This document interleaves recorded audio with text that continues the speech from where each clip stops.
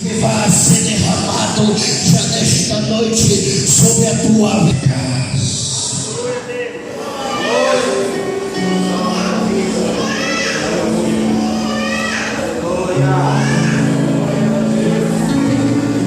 Oh, aleluia.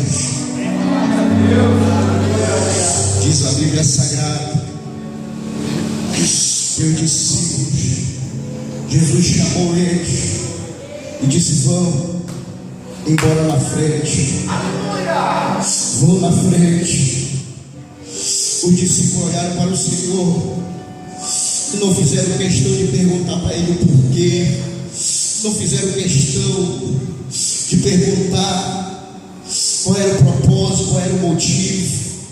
E diz a Bíblia Sagrada que eles olharam para o mar da Galileia, e o mar da Galileia estava tudo tranquilo. Não havia vento, não havia tempestade, não havia mar revolto, tudo estava fácil, tudo estava tranquilo.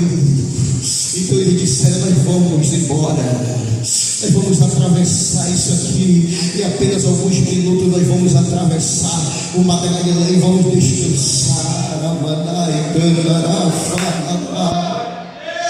Oh, aleluia.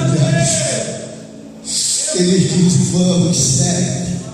Diz a Bíblia Sagrada que Jesus despede toda a multidão, e quando ele despede toda a multidão, ele sobe um monte. Ele sobe um monte para orar.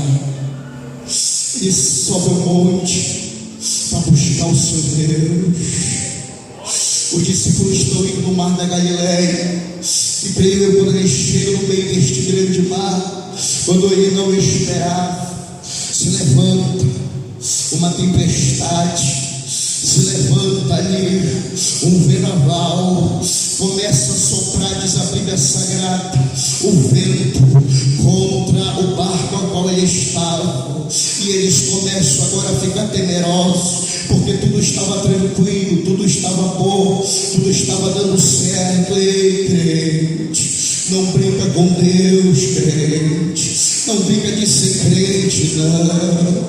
Nós estamos vivendo os últimos dias da dispensação da graça.